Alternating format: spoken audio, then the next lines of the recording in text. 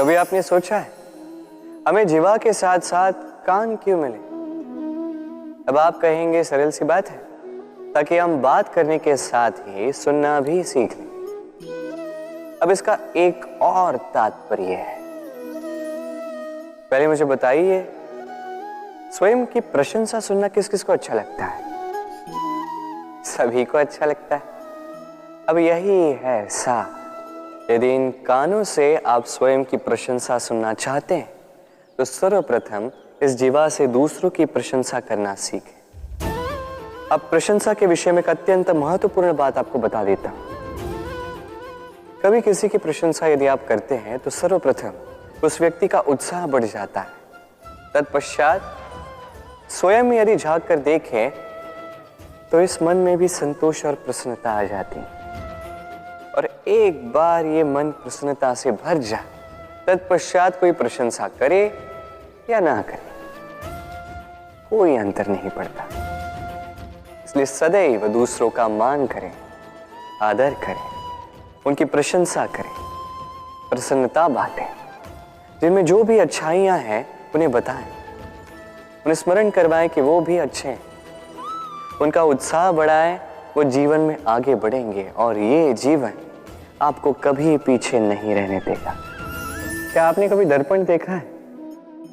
क्या हम में से ऐसा कौन है जिसने दर्पण नहीं देखा? सभी ने दर्पण देखा है, दर्पण में स्वयं का प्रतिबिंब भी देखा है। किंतु किसने सोचा कि उस दर्पण के पीछे क्या है, उस प्रतिबिंब के पीछे क्या होगा? होता कुछ ऐसा है कि उस कांच के पीछे एक धातु की परत चढ़ाई जाती है, जिस कारण से जब हम देखते हैं तो हमें अपना प्रतिबिंब दिखता है। अर्थात कांच को कुछ इस प्रकार कर दिया गया है कि प्रकाश जिस ओर से जाता है उसी ओर पुनः वापस लौट के आता है। तभी वो दर्पण कहलाता है।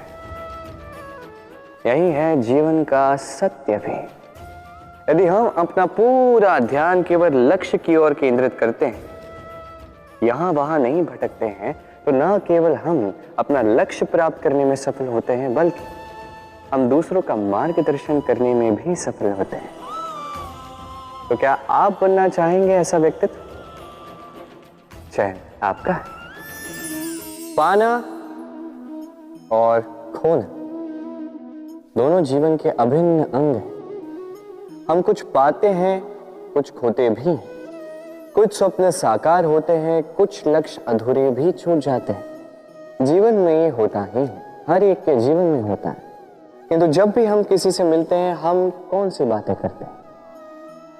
हम उसी की बात करते हैं जो हमने खोया है। स्वयं भी दुखी होते हैं, सामने वाले के मन को भी दुखी कर जाते हैं। इससे कुछ विपरीत करने का प्रयास कीजिए, सकारात्मक बनने का प्रयास कीजिए।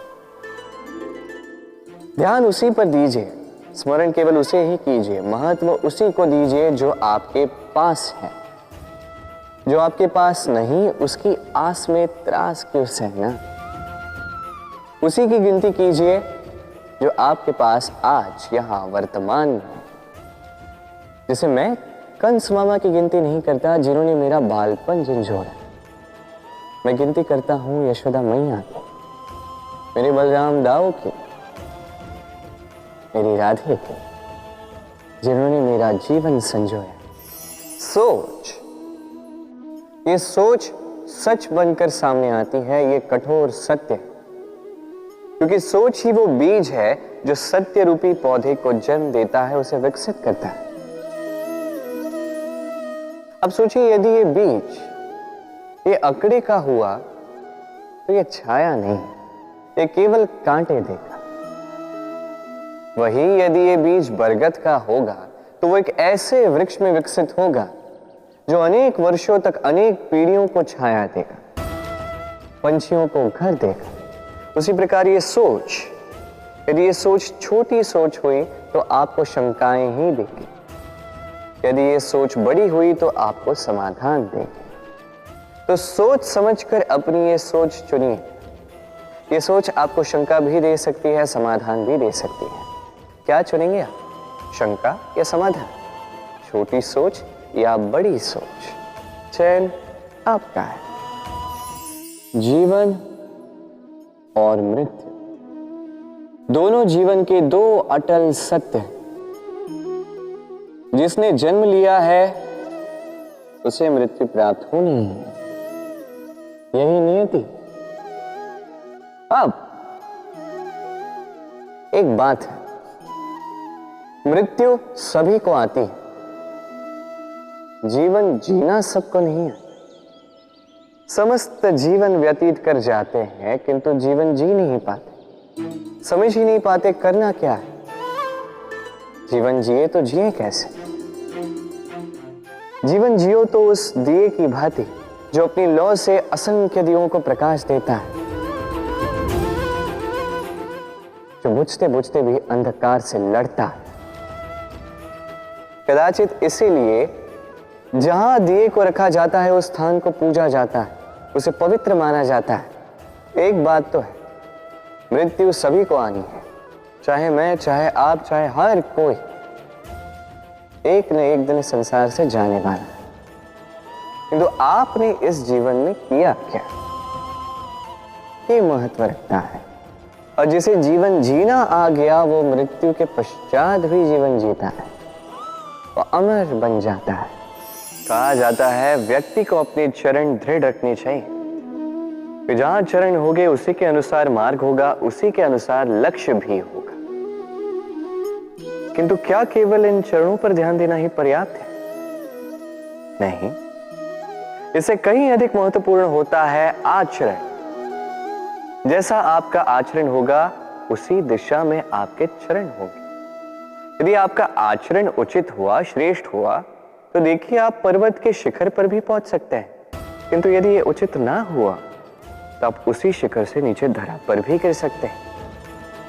हाँ, गति के लिए चरणों पर ध्यान देना अति आवश्यक है, किंतु प्रगति के लिए आचरण ही अति आवश्यक है, उसके बिना नहीं होगा। जन्म लेते ही व्यक्ति के लिए ये नाम अत्यंत महत्वपूर्ण हो जाता है। माता, पिता, पुरोहित सारे उन अक्षरों को ढूंढने लगते हैं जिससे आपका नाम आरंभ होगा। किंतु क्या केवल नाम और राशि के एक हो जाने से सब कुछ ठीक हो जाता है? कदापि नहीं, क्योंकि आपके कर्म ये महत्वपूर्ण होते हैं, अन्य कुछ भी नहीं। देखिए, नियति भी आपके कर्मों के अनुसार ही आपका भविष्य नियत करती है।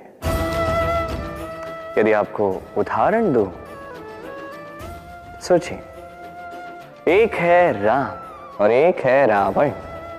दोनों का नाम आरंभ होता है रा से, किंतु एक को मिला भयानक अंत और एक समस्त ब्रह्मांड के अंतर्मन में बस गया। तो स्मरण रखिएगा, ये नाम नहीं, ये कर्म श्रेष्ठ है। यदि आपके कर्म श्रेष्ठ रहे तो आपका नाम कुछ ऐसा बनेगा कि संसार में कोई मिटा नहीं पाएगा। कई बार जब हम कर्म करते हैं, सफलता प्राप्त करते हैं, कठिन परीक्षाओं पर उत्तीर्ण होते हैं, बड़े कार्य करते हैं, हमें लगता है कि संसार से थोड़ी प्रशंसा हमें मिलनी चाहिए, अच्छा लगता है। कई बार हमें लगता है ये हमारे कर्मों का फल भी है, हमें आनंद देता है। किंतु जब हमें ये प्रशंसा नहीं मिलती तब क्या होता है? हम दुखी हो जाते हैं, टूट जाते हैं। ऐसा लगता है किसी को हमारी चिंता ही नहीं है, ऐसा लगता है हमारे आनंद में किसी और को आनंद मिलता ही नहीं है। अनेक विचार आते हैं। किंतु मैं आपसे एक प्रश्न पूछता हूं, अब जो भी कार्य करते हैं, जो भी कर्म करते हैं, क्या केवल प्रशंसा के लिए करते हैं? यदि ऐसा है तो इस विचार को यहीं त्याग दीजिए, क्योंकि ये प्रकृति ये हमें कुछ और सिखाती है।